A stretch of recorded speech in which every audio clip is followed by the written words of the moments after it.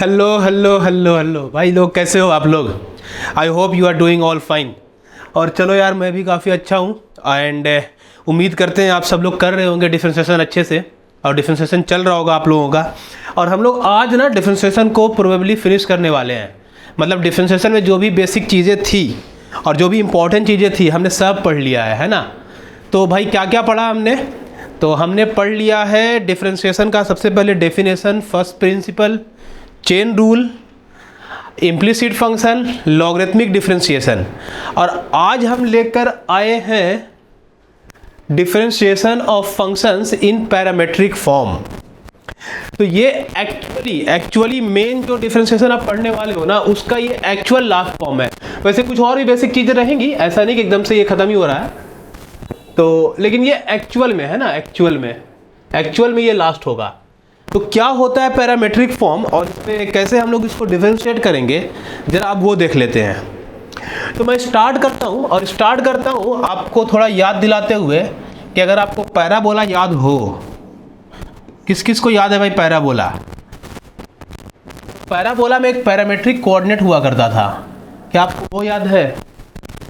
Parabola का parametric coordinate एक था 280 स्क्वायर, 280, ऐसे कुछ था ना। वैसे ही सर्कल के भी अपने पैरामेट्रिक कोऑर्डिनेट होते हैं, एलिप्स का होता है, हाइपरबोला का होता है। मतलब हर ग्राफ का, हर कर्व का अपना अपना पैरामेट्रिक कोऑर्डिनेट होता है। मतलब ये हो गया कि जिन साहब ने 11th पढ़ रखा है, स्पेशली कोनिक सेक्शन, तो उसको ये टर्म नया नहीं लगने वाला। जिनने नहीं पढ़ा उनको लगेगा थोड़ा, बट कोई नहीं, मैं फिर भी आपको समझा देता हूँ।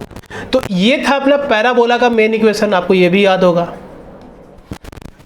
तुम ध्यान से देखो, ये जो पॉइंट है ना, ये पॉइंट इस इक्वेशन को सेटिस्फाई करता है। कैसे? अगर y की वैल्यू में 280 यहाँ पे सब्स्टिट्यूट करूं, कितना आ गया? 4a square t square, agree? और अगर RHS में x की वैल्यू at स्क्वायर करूं तो ये भी आ गया 4a स्क्वायर t स्क्वायर, दोनों इक्वल हो गए। मतलब अगर ये सेटिस्फाई कर रहा है, मतलब ये पैराबोला का ही कोऑर्डिनेट है। और चूंकि कोऑर्डिनेट टी के टर्म में है, इसीलिए हम लोग इसको पैरामेट्रिक कोऑर्डिनेट बोलते हैं। मतलब अब एक नया वेरिएबल इंट्रोड्यूस हो गया है ना। तो ये फंक्शन का पैरामीटर हो गया।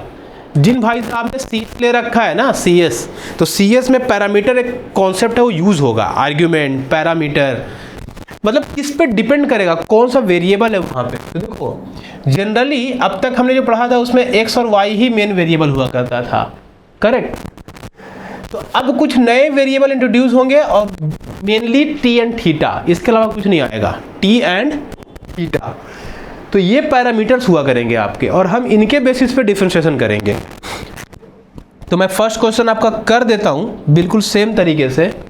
जैसे देखो क्वेश्चन कुछ यूँ रहेगा कि x की वैल्यू 80 स्क्वायर है, y की वैल्यू 280 है, तो आप dy अपॉन dx पता कर दें। भाई हमारा मकसद आज भी वही है ना, कि हम अभी भी dy by dx he find करेंगे, कुछ और फाइंड नहीं करने जाएंगे। देखो कैसे करेंगे, बहुत आसान चीज़ है ये। इस जो फंक्शन है इसको आप डिफरेंशिएट करोगे with respect to t, differentiate करोगे विथ रिस्पेक्ट टू t।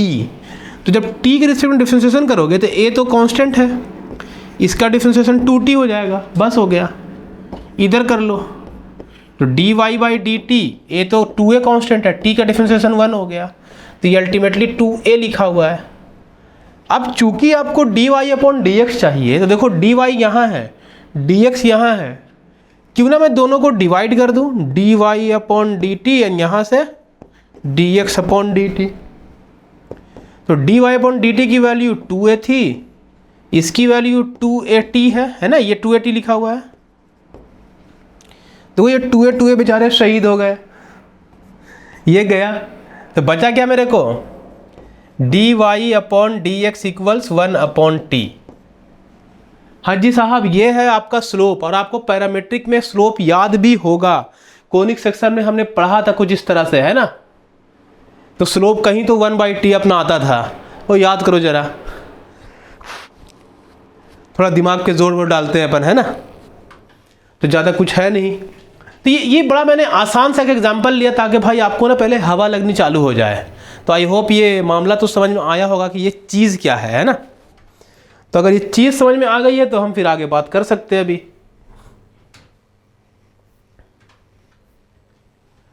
तो अब मैंने आपके लिए क्वेश्चंस लिए हैं कुछ। नंबर 1 कि dy बाई डी एक्स पता करो अगर x की वैल्यू ऐसी और y की वैल्यू। बड़े आसान क्वेश्चन है, आप लोग तुरंत ट्राई कर सकते हो।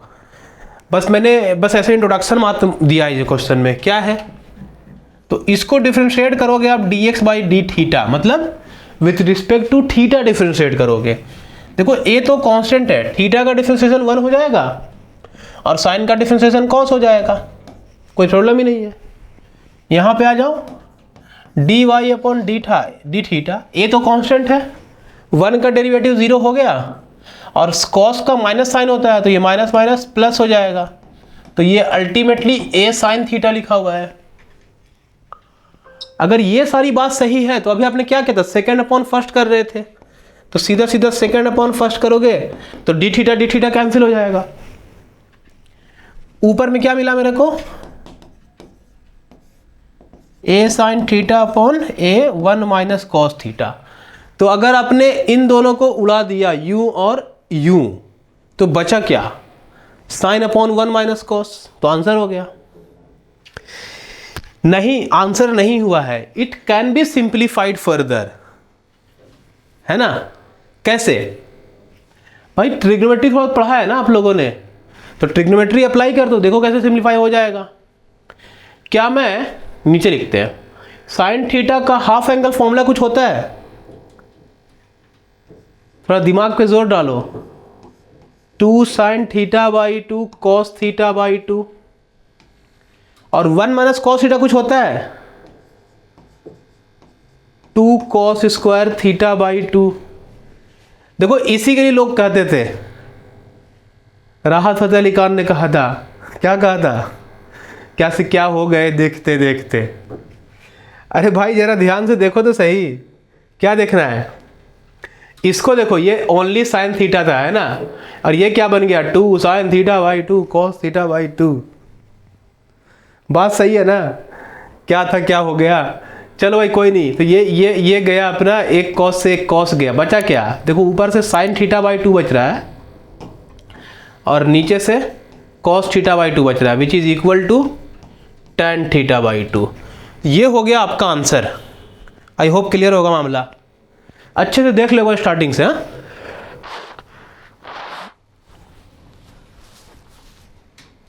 चलो बढ़ते हैं नेक्स्ट क्वेश्चन की तरफ। क्या है इस बार, थोड़ा क्वेश्चन में ट्विस्ट आया है क्या। वैसे ही एक्स और वाई दिया है अपने को और कह रहा है कि D Y by D X निकालो एट टी इक्वल टू 2। तो देख लो यार, एक तो बात है कि सिंपली भी आप कर ही सकते हो, जैसे कि डायरेक्टली डिफरेंशिएशन करेंगे तो काम हो जाएगा। वैसे मुझे कुछ तो दिख रहा है इसमें, कुछ ट्राई करके फायदा है क्या, क्या बोलते हो आप लोग। वैसे डायरेक्टली भी तुरंत आंसर आ ही जाएगा, बट मैं फिर भी देखता हूं, अगर टी को मैंने tan थीटा डाला तो क्या होगा, तो ये 2 tan theta upon 1 plus tan square theta which is equal to sin 2 theta. तो अब क्या कर रहे हैं, अब क्या t है tan थीटा है तो sin थीटा की वैल्यू तो फालतू ही हो जाएगा ना, निकाल के फिर से पुट करना। तो बेटर कि हम डायरेक्टली कर लें इसको, इधर उधर करने की ज़रूरत नहीं पड़ेगी। क्या बोलते हो, D X upon D theta, denominator as it is, differentiation of, देखो 2 को ना पहले से बाहर करके रख लो, अगर मेरा एडवाइस आप मानोगे तो, D X by D T, ये जो 2 है इसको आप पहले से ऐसे बाहर रख लो क्योंकि पूरे मल्टीप्लाई है, एंड डिफरेंशिएशन ऑफ न्यूमरेटर 1 हो जाएगा, इस बार numerator as it is, differentiation of denominator 2t हो जाएगा। देखो ये सब चीज़ें आप लोग पढ़ चुके हो तो उतना एक्सप्लेन करने की ज़रूरत लगता नहीं है मुझे, है ना। देखो ये 2t स्क्वायर हो रहा है तो ये वाली वैल्यू एक्चुअली हो जाएगी 1 माइनस टी स्क्वायर, नीचे में 1 प्लस टी स्क्वायर का होल स्क्वायर, बाहर में 2 है। D X by D T मिल गया मेरे को। अब D Y by D T साहब यहाँ से पता कर लो आप, तो वाई मेरे को पता है 1 minus T square and 1 plus T square, so कर लेते हैं डिफरेंशिएट। तो denominator as it is, differentiation of this करोगे -2t, सही है ना, and 1 minus T square as it is, differentiation करोगे तो इसका 2t हो जाएगा, सही है भाई। तो 1 प्लस टी स्क्वायर का स्क्वायर आ गया। सिंप्लीफाई करने के लिए मुझे जो बेस्ट लग रहा है कि 2t तो दोनों में कॉमन है और माइनस भी दोनों में कॉमन है, तो क्यों ना हम लोग -2t कॉमन कर लें। तो यहाँ से 1 प्लस टी स्क्वायर, माइनस तो निकाल चुके तो ये प्लस हो गया, और 1 माइनस टी स्क्वायर नीचे जो है रहने दिया। देखो बेचारा यहाँ पे उड़ गया, क्या ये उड़ गया, 1 प्लस 1 2 हो गया, 2 इंटू 2 -4, तो -4 T upon 1 plus T square का स्क्वायर। आई होप यहां तक मामला फिट होगा। तो भाई अगर ये फिट है ना तो फिर अपनी मूवी हिट है। देख लो कैसे, आप तो डिफरेंशिएट करके लास्ट में dy अपॉन dx ही निकालने वाले हो। तो dy की वैल्यू देख लो यहां पे है, y वही है ना, -4t upon 1 plus T square का स्क्वायर। सही सोच रहे हो आप लोग, कट हो गया, 1 प्लस टी स्क्वायर का स्क्वायर, यहाँ पे इसकी वैल्यू, ये पूरा उड़ गया ना अपना, 2 से ये भी उड़ा दो तो 2 मिला, तो -2t upon 1 minus T square, यही बच रहा है। अब फाइनली उसने बोला है कि t की वैल्यू 2 है, तो उठा कर डाल दो, खत्म हो गई बात। क्या तकलीफ है इसमें, 1 माइनस 2 स्क्वायर, तो ऊपर आ गया -4, नीचे आ गया -3, तो आंसर इज 4/3। तो भाई ये था आपका रियल आंसर फाइनली, और ये अच्छा क्वेश्चन है। देखो डिफरेंशिएशन जो है ना, मतलब आपको पढ़ने के लिए है, बस एक बार जान लो कि डिफरेंशिएशन क्या होता है। और जैसे जितने टॉपिक मैंने पढ़ाए है ना, हर टॉपिक पे ऐसे ज़्यादा नहीं 10-10 क्वेश्चन कर लो, बट जो चेन रूल है ना, चेन रूल, उस पे नंबर ऑफ क्वेश्चन आपको काफ़ी ज़्यादा करने हैं। मेरा सजेशन मानोगे तो 50 क्वेश्चन करो उस पर। देखो मैं क्यों कह रहा हूँ तुम्हें कि चेन रूल पे आप 50 करो, बाकी पे आपने 10-10 किया, यू वोंट बिलीव, 6-7 भी क्या तो भी काम चल जाएगा, बट चेन रूल पे आप ना 50 क्वेश्चन कर डालो। और इम्प्लीसिट पढ़ाया, लॉगरिथमिक पढ़ाया, आज मैंने तुम्हें पैरामीट्रिक पढ़ा दिया, ये सब पे अगर तुमने 8-10 क्वेश्चन भी कर लिए ना, और चेन रूल से 50 क्वेश्चन करके आए हो आप, तो आपको डिफरेंशिएशन में फिर कोई हरा नहीं सकता। हाँ, मामला एकदम फिट हो जाएगा आपका, टेंशन खत्म। तो चलो हो गया है, 1-2 क्वेश्चन और देखते हैं किस तरह के और क्वेश्चन हो सकते हैं यहाँ पे।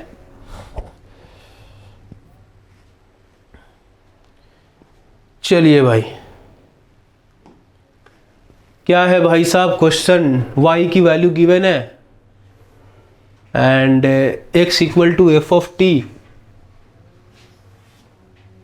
अच्छा, dy अपॉन डी टी 2 है, x की वैल्यू 3 है, at t 0 then find the value of dx upon D T. कैसे कर सकते हैं हम लोग इसको? हाँ, वेरी सिंपल, पहले तो आप डिफरेंशिएशन चालू कर दो, dy upon D T and इसका डिफरेंशिएशन 3x स्क्वायर ना, एंड x है इसके लिए dx upon D T, 8 dx upon D T, ये तो लड्डू हो जाएगा, सही है ना। अब क्या कर ले हम लोग, dy अपॉन डी टी की वैल्यू क्वेश्चन ने 2 दे रखा है, तो ये 2 हो गया।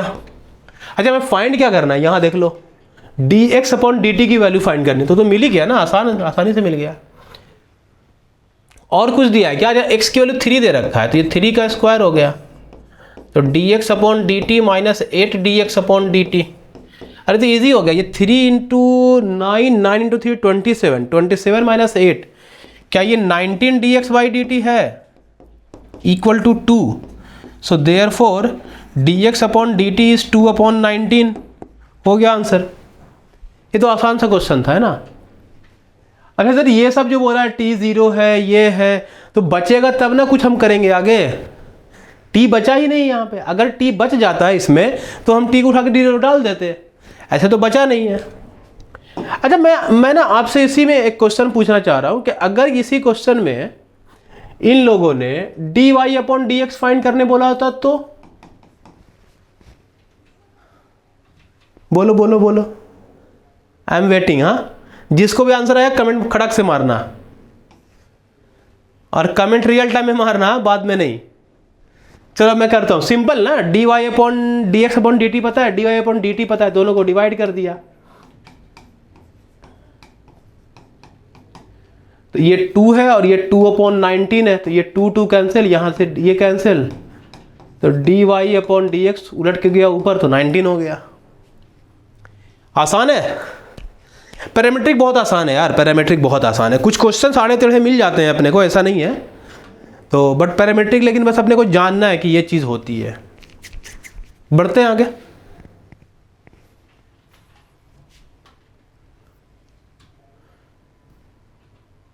हो, एक दो क्वेश्चंस और बचे हुए हैं जो शायद आप लोग ट्राई करोगे, तो चलो ये ट्राई करो।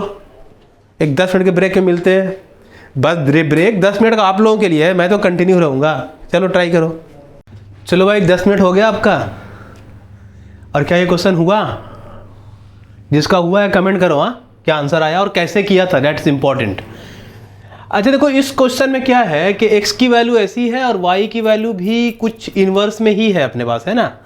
ये जो भी वो पॉजिटिव होगा, t की वैल्यू -1 से +1 के बीच में dy by dx minus y upon x आना चाहिए।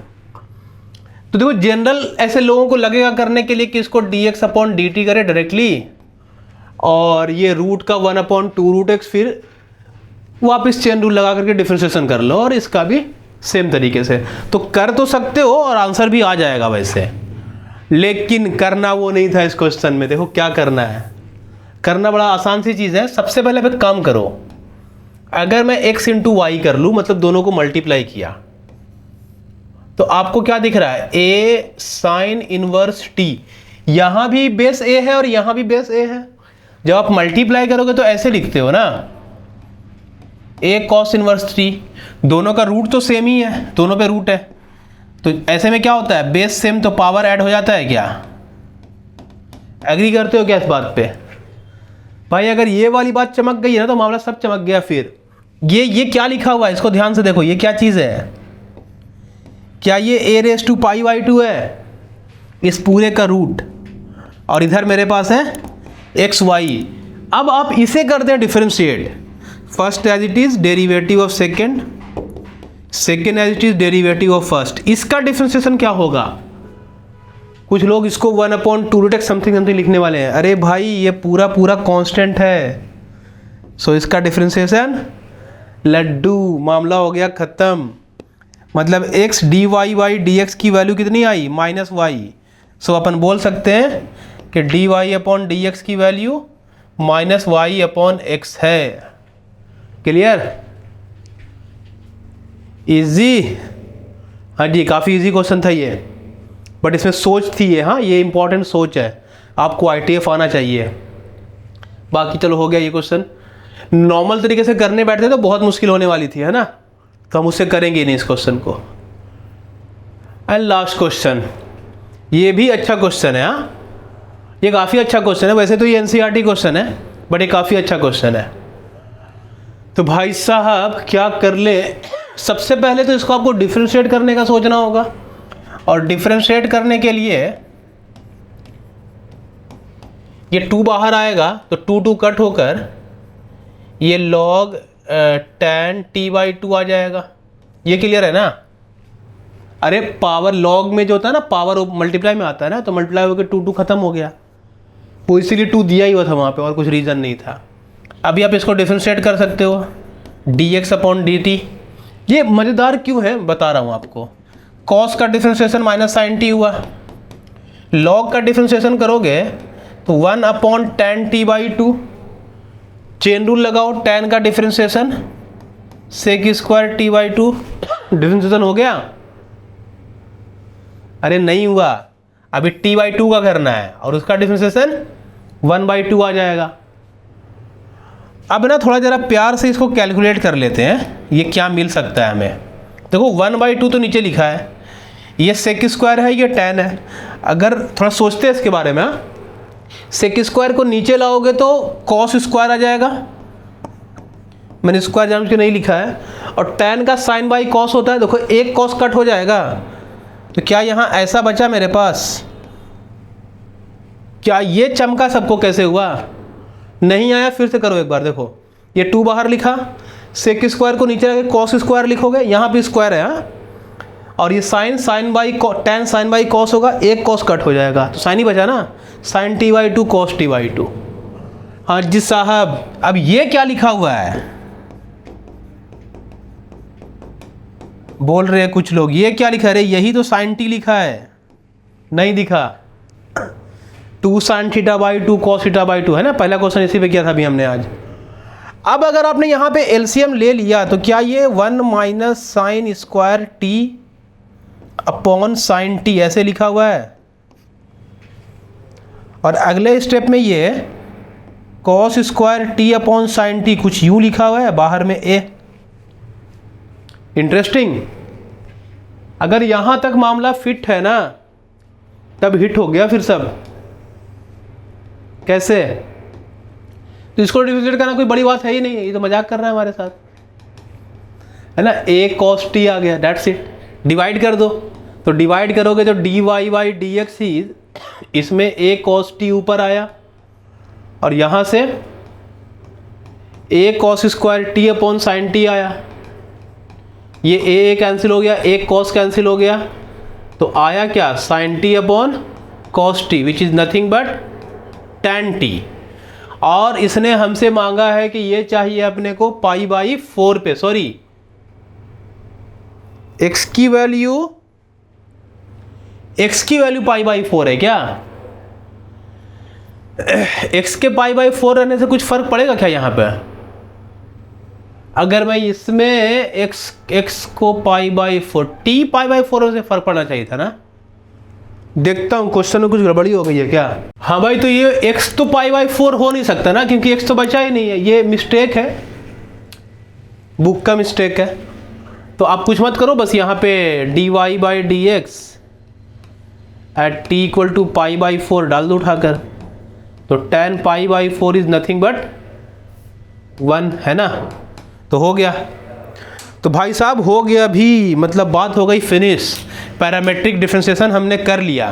देखो हमने काफ़ी पार्ट्स में करा है ये डिफरेंशिएशन, और अभी आप अगर ये मान सकते हो कि डिफरेंशिएशन अपना ऑलमोस्ट फिनिश हो गया, बट हम एक लेक्चर और करेंगे इस पे, जिसमें हम हायर ऑर्डर डेरिवेटिव सीखेंगे, डिफरेंशिएशन ऑफ डिटर्मिनेंट सीखेंगे। तो ये सब चीज़ें थोड़ी सीखनी बाकी है अपने को। तो आपने डिफरेंशिएशन में क्या क्या पढ़ लिया अभी? Normal differentiation, chain rule, implicit, logarithmic differentiation, and today parametric differentiation. तो आप इससे जो भी बुक आपके पास है आप उस पर जाओ और सारे के सारे क्वेश्चंस एक बार सॉल्व कर डालो, मामला हो गया अपना फिनिश। तो ये करो। चलो मिलते हैं अभी नेक्स्ट लेक्चर में। Thank you very much.